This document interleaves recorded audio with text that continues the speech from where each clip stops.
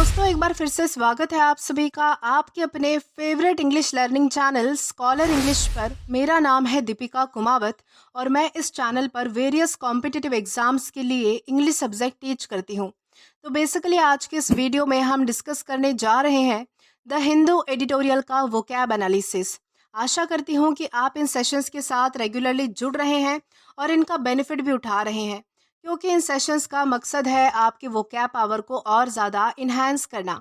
और ये जो वोकैब सेशंस है, ये बैंक, एसएससी, रेलवे, यूपीएससी या फिर किसी भी कॉम्पिटिटिव एग्ज़ाम के लिए इक्वली बहुत ही ज़्यादा इम्पॉर्टेंट है। तो चलिए और ज़्यादा देर ना करते हुए बढ़ते हैं हमारे वोकैब शो की ओर और जानेंगे कि आज का हमारा सबसे पहला वर्ड कौन सा है। तो दोस्तों, आज का हमारा सबसे पहला वर्ड आता है कोजेंट। दोस्तों, कोजेंट का मतलब होता है प्रभावशाली, ठोस या फिर तर्क संगत। प्रभावशाली यानी कि इम्पैक्टफुल, जिसका इम्पैक्ट होता है, प्रभाव होता है किसी पर। और ठोस का मतलब होता है जो चीज़ बहुत ज़्यादा रिलायबल होती है। तर्क संगत यानी कि जो चीज़ लॉजिकल होती है, जो चीज़ बहुत ज़्यादा रैशनल होती है, लॉजिकल होती है, तो उससे हम क्या कहेंगे? कोजेंट कहेंगे। जो प्रभावशाली होती है, प्रभाव डालती है, इम्पैक्टफुल होती है, इम्पैक्ट बनाती है, तो ऐसी चीज़ों को हम कहेंगे कोजेंट। और ये हमारे पास पार्ट्स ऑफ स्पीच में एग्जेक्टिव है, यानी कि विशेषण है। सिनोनिम इसका होता है लॉजिकल या फिर कन्विंसिंग, यानी कि ऐसी बातें जो लॉजिकल होती है, जिसमें लॉजिक होता है, या फिर कन्विंसिंग होती है, यानी कि जो चीज़ें आपको मानने पर मजबूर कर देती है, तो ऐसी चीज़ों को हम क्या कहेंगे? लॉजिकल या फिर कन्विंसिंग कहेंगे। एंटोनिम देखें तो एंटोनिम इसका होता है इलॉजिकल या फिर इनफेक्टिव। इलॉजिकल यानी कि जिसमें कोई लॉजिक नहीं होता है, जिसमें कोई तर्क नहीं होता है। इनफेक्टिव का मतलब होता है जिसका प्रभाव नहीं होता किसी पर। तो ऐसी चीज़ों को हम कहेंगे इलॉजिकल या फिर इनफेक्टिव। अब अगर बात करें इसके एग्जाम्पल की, तो एग्जाम्पल इसका है his explanation was so cogent that everyone agreed, यानी कि उसका जो एक्सप्लेनेशन था वो इतना ज़्यादा तर्क संगत था, यानी कि इतना ज़्यादा लॉजिकल था, इतना ज़्यादा कन्विंसिंग था कि सबने जो है वो उसके एक्सप्लेनेशन को मान लिया, यानी कि उसकी बातों से सब लोग जो है वो एग्री हो गए। तो इस कॉन्टेक्स्ट में हम जो है वो कोजेंट इस वर्ड का अलग अलग सेंटेंसेस में यूज़ कर सकते हैं। देन इसी के साथ हम आगे जाएंगे हमारे नेक्स्ट वर्ड की और जानेंगे कि इसके बाद हमारा अगला वर्ड कौन सा है। तो दोस्तों, इसके बाद हमारा अगला वर्ड आता है डेबिलिटेट। दोस्तों, डेबिलिटेट का मतलब होता है कमज़ोर करना, शक्तिहीन करना, यानी कि जब आप किसी व्यक्ति को, किसी चीज़ को, यानी कि उसको, उसकी पावर छीनने की कोशिश करते हो, उसकी स्ट्रेंथ कम करने की कोशिश करते हो, उसे कमज़ोर करने की कोशिश करते हो, उसकी शक्ति यानी कि उसको शक्तिहीन बनाने की कोशिश करते हो, तो इन सभी कॉन्टेक्स्ट में हम जो है वो डेबिलिटेट का यूज़ करते हैं। बेसिकली किसी को कमज़ोर करना, कमज़ोर बनाना, तो उसे कहा जाएगा डेबिलिटेट। और ये हमारे पास पार्ट्स ऑफ स्पीच में वर्ब है, यानी कि क्रिया है। सिनोनिम इसका होता है वीकन या फिर एग्जॉस्ट, यानी कि वीकन का मतलब होता है कमज़ोर होना, एग्जॉस्ट का मतलब होता है थक जाना।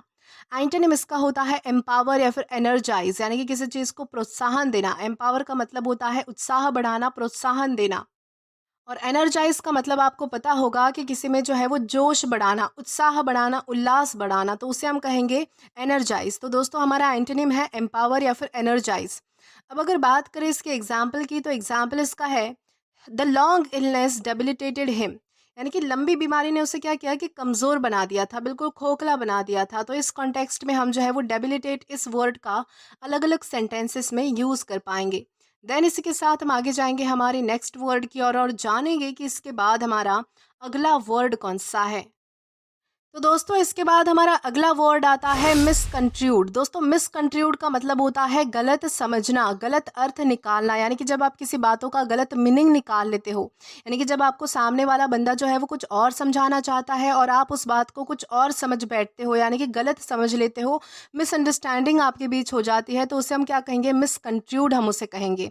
और ये हमारे पास पार्ट्स ऑफ स्पीच में वर्ब है, यानी कि क्रिया है। सिनोनिम इसका होता है मिसअंडरस्टूड, यानी कि गलत समझ लेना, गलत अर्थ निकालना, गलत मीनिंग निकाल लेना। एंटोनिम इसका होता है अंडरस्टूड, यानी कि समझना, सही समझना, जिसे हम कह सकते हैं। अब अगर बात करें इसके एग्जाम्पल की, तो एग्जाम्पल इसका है I think you have misconstrued what she was trying to say, यानी कि मुझे लगता है कि तुमने जो है वो उसकी बातों को थोड़ा गलत ले लिया है, यानी कि वो जो कहना चाहती थी उससे तुमने कुछ अलग ही समझ लिया है। तो इस कॉन्टेक्स्ट में हम जो है वो मिसकंट्रूड इस वर्ड का अलग अलग सेंटेंसेस में यूज़ कर पाएंगे। देन इसी के साथ हम आगे जाएंगे हमारे नेक्स्ट वर्ड की और जानेंगे कि इसके बाद हमारा अगला वर्ड कौन सा है। तो दोस्तों इसके बाद हमारा अगला वर्ड आता है डेलेक्टेबल। दोस्तों डेलेक्टेबल का मतलब होता है स्वादिष्ट या फिर लजीज, यानी कि जो चीज़ बहुत ज़्यादा टेस्टी होती है, जो टेस्ट में बहुत ज़्यादा यानी कि अच्छी होती है, स्वादिष्ट होती है, आपको बहुत ज़्यादा डिलीशियस लगती है, तो उससे हम क्या कहेंगे, डेलेक्टेबल हम उसे कहेंगे। और ये हमारे पास पार्ट्स ऑफ स्पीच में एग्जेक्टिव है, यानी कि विशेषण है। सिनोनिम इसका होता है डिलीशियस या फिर टेस्टी, यानी कि बहुत ज़्यादा लजीज होना, बहुत ज़्यादा स्वादिष्ट होना, टेस्टी होना, यमी होना। एंटोनिम इसका होता है टेस्टलेस या फिर ब्लैंड। टेस्टलेस का मतलब होता है जिसमें कोई स्वाद नहीं होता, और ब्लैंड का मतलब होता है फीका, जो बिल्कुल फीका होता है, बहुत ही ज़्यादा गंदा जिसका टेस्ट होता है, तो उसे हम क्या कहेंगे, टेस्टलेस या फिर ब्लैंड हम उसे कह सकते हैं। अब अगर बात करें इसके एग्जाम्पल की, तो एग्जाम्पल इसका है the cake she baked was absolutely delectable, यानी कि जो उसने केक बनाया था वो बहुत ही ज़्यादा डिलीशियस था, बहुत ही ज़्यादा टेस्टी था, स्वादिष्ट था।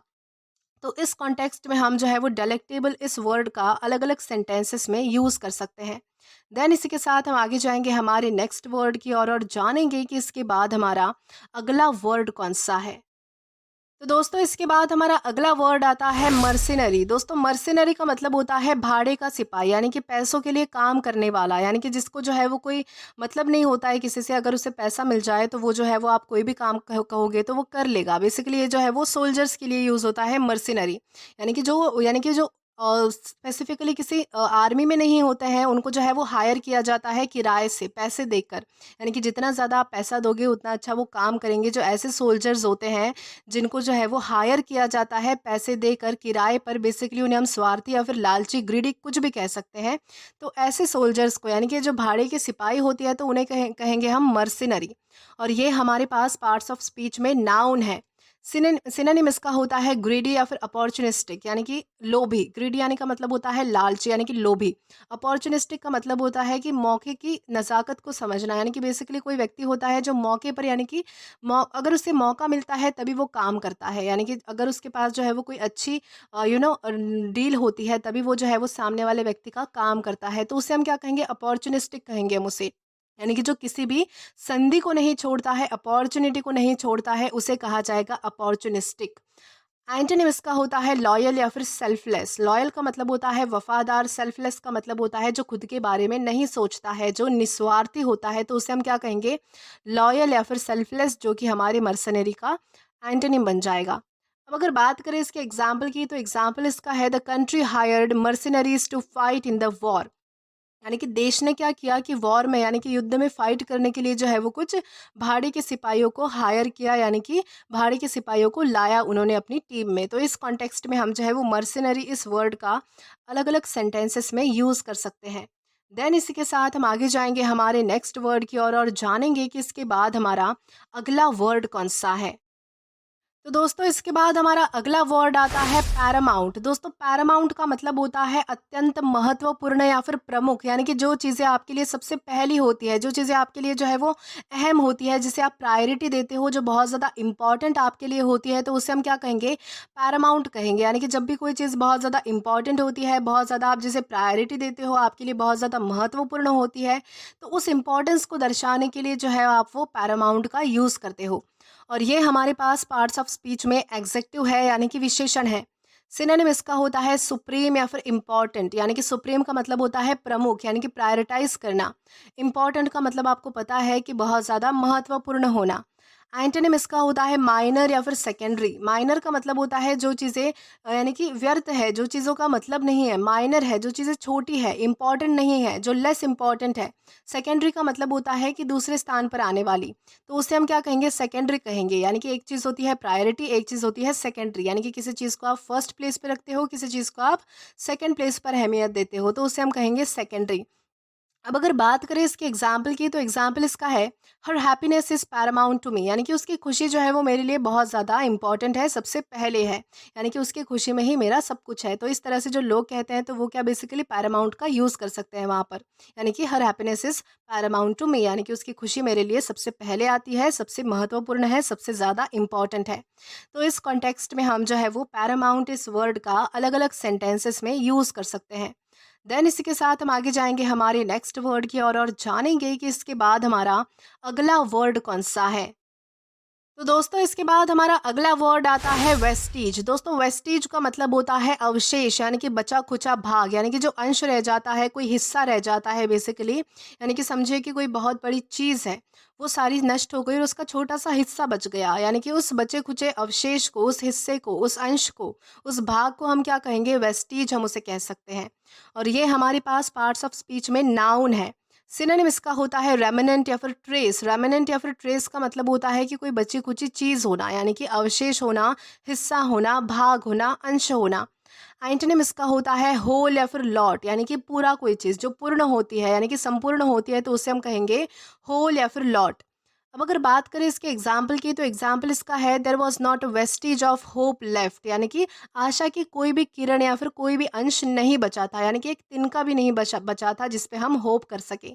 तो इस कॉन्टेक्स्ट में हम जो है वो वेस्टिज इस वर्ड का अलग अलग सेंटेंसेस में यूज़ कर सकते हैं। देन इसी के साथ हम आगे जाएंगे हमारे नेक्स्ट वर्ड की ओर।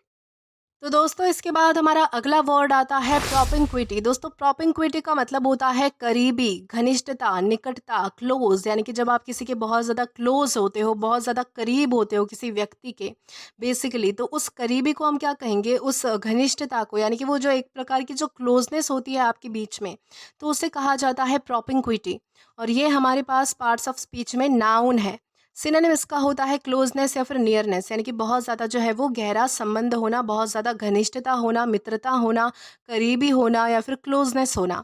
एंटोनिम इसका होता है सेपरेशन या फिर आइसोलेशन। सेपरेशन का मतलब होता है अलग हो जाना, आइसोलेशन का मतलब होता है अकेला रहना किसी चीज़ में, यानी कि बेसिकली अकेला रहना, दूर चले जाना, अकेला आइसोलेट हो जाना, तो उसे हम कहेंगे सेपरेशन या फिर आइसोलेटेड।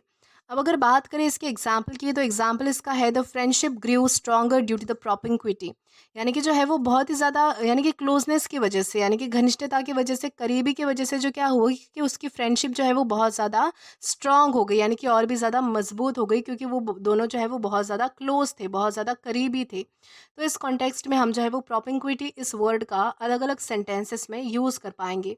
देन इसी के साथ हम आगे चलते हैं हमारे नेक्स्ट वर्ड की ओर और जानेंगे कि इसके बाद हमारा अगला वर्ड कौन सा है।